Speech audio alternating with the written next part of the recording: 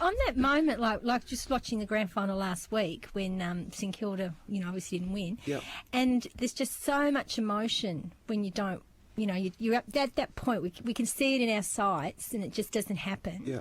What does that feel like?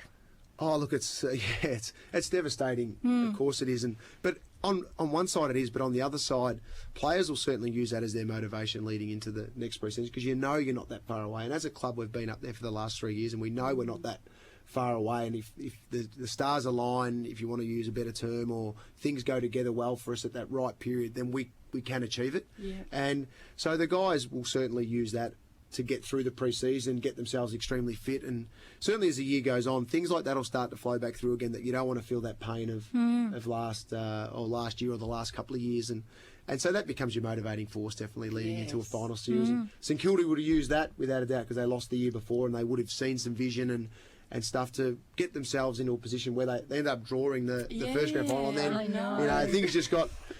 Pies were just a little bit too good last 2 weeks ago or last week. So it was just the way things fall. But they'll use that motivation again, as we will, for finishing just outside the grand final again. Absolutely. And what are your thoughts on finish it on the day or come back for a replay? Oh, look, it's interesting, isn't it? Yeah. Bit of a traditionalist.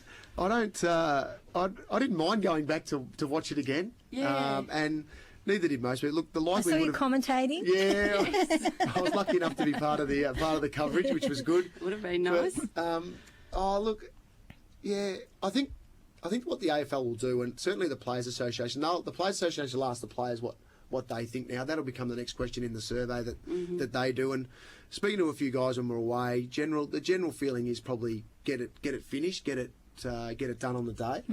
But and the AFL will probably do a fan survey and see what their thinking is. But at the end of the day, they got 100,000 to the first one, 93 to the second. People were still keen, still interested, and made sure they got the opportunity to organise themselves to get back. And it did mess up a few plans along the way. A lot of people had different things organised, especially TV. They had the rugby to go to. They had cycling in Geelong. It was a full-on weekend. The Commonwealth Games have started, so they were throwing their hands in the air as well. And so many weddings. Right. Even one of the Collins players was getting married in Bali. Yes. Players couldn't attend that, and so look, it does do that sort of stuff. But I don't know. I'd probably lean towards sticking to the way it is, but understand that probably change will take place in the next period. But when's the draw going to happen again? It happens. Well, it'll probably happen next year now. But really, it might happen for another 20 years. We just don't know. That's right. I suppose if it started happening regularly, they'd have to think about it. Yeah, that's right. Yeah. And I guess they were very lucky that it was two Melbourne teams. Yeah, that it happened to. Well, the travelling sides they'd certainly adapt to it, and you'd do everything to get home and get back because it's a grand final. You'd certainly, do everything it wouldn't sort of worry you too much. And the second time round probably gave more of the traditional supporters a chance to come and watch, which was pleasing as well. And the atmosphere there was fantastic. Lionel Richie got everyone up and going and dancing on the ceiling and really seriously. But from the time he actually got on, that lifted the atmosphere of the place. Everyone sort of got up and got involved in it, and then away it went. So it was a good move in the end. It was. It was a very good move in the end. Yeah. You can never criticise 80s music. No, that's it. It'll always get people up. That's right. They know how to boogie. Yeah. And also noticed he knew where his butter was butter, because when he started he had the St Kilda, because he was amongst the St Kilda fans, so he had that scarf on. Later he had the Collingwood on. Yeah, that's right. And I think that's resurrected his career a little as well. It certainly has in Australia. I reckon people will be out there buying the old records now. Absolutely. Now, what do you think about the expansion to the competition? I think it's a good thing. Sides? Yeah, I think it's just the natural progression of where the competition's going. It'll probably grow again over the next 10 years. Yeah. But I think they're going to be good. They'll take a few years to develop themselves, these sides. But the way the Gold Coast have recruited has been outstanding. Players, yeah, they have. Well, they took Jared Harbrow from us, which we were obviously disappointed about. But that's the reality of the rules that were surrounding that. They could take one uncontracted player from each club, and they got Gary Ablett and Nathan Bock, and they've got some big. They've really sort of Campbell Brown. They've established pretty much a defence, which is, I think they expect the ball to be down there a little bit at certain stages early on, so they're trying to hold the fort, and then they'll develop some other kids. They got one of the Western Jets boys as well, Trent McKenzie, I think his name is. He's a really good talent. So look, the Gold Coast are going to be okay. Greater West Sydney, I think, is a totally different a different challenge. But with Kevin Sheedy at the helm, he'll do something. And the PR work that he'll do will just be enormous. He'll attract people to the games, and they've got Israel Folau. Yeah, Greater West Sydney. And Carmichael Hunt at Gold Coast. Look, they'll be fine. They'll develop. They're natural athletes as it is. So that'll take them a little while to develop and understand the game and the movement of the game. But from what we sort of hear is that they're actually starting to, especially Carmichael Hunt. He's had 12 months in the system now, so he's starting to really develop. And look, they'll go okay. And they get the best draft picks. Gold Coast this year, Greater West Sydney next year. So they're going to get enough together to have an impact. I think they'll both probably, when they both enter, maybe win 5 or 6 games for that year, which will be a good start. And hopefully they can improve from that, because I'm sure they'll go strength to strength. Yeah, well, they will. And they'll end up recruiting some, better players as it goes along, and the kids they've got will hopefully stay there. Hopefully the kids they've got, they can stay there and not want to come back to Melbourne or go back to their home state of the traditional footy towns. Hopefully they can, really do enough to hold on to those kids once they have recruited them. Yeah. Now, along those lines of teams poaching players... I told you she was the footy expert. Yeah. Were you ever approached? Was I ever? Career? No, not really. Really? I was always... I suppose I was looked after, if that's the right word, from the footy club.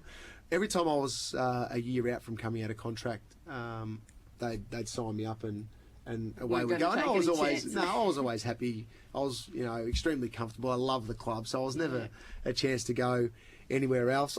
Throughout my playing years, I suppose you come to different points and junctions where you think, oh, where am I going and what am I doing? You might have had a poor season or a poor few weeks, and you sort of battle through that. But with the support of my family and certainly different footy people outside the club, you get through these certain situations and you're able then to strive on. I think it makes you stronger too when you hit these points and then you're able to push through them and become better on the other side of it. So there were certainly points where I thought, where am I going? But certainly never approached from any other club to go to them. Yeah.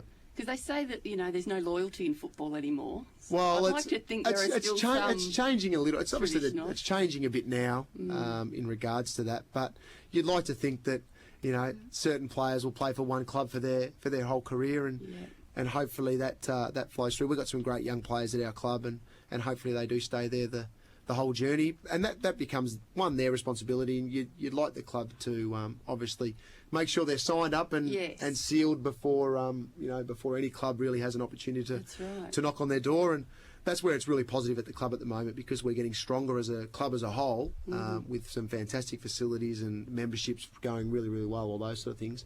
Adds the ability then for the club to be able to put some stuff forward to these great young players to keep them there, so our future's bright. Yes, no, that's good. Good to hear for the doggies. Yeah, definitely. You weren't hoping to get any hints for Hawthorn here, were you, Andrea? What? As long as Gold Coast and Western Sydney leave Buddy alone. That's it. Well, Wade Skipper went to the Hawks last year, and he did quite well. And I hear Josh Hill is looking to get to the Hawks, and Josh is a fantastic player. So we'll take him. Oh, I'm sure you would.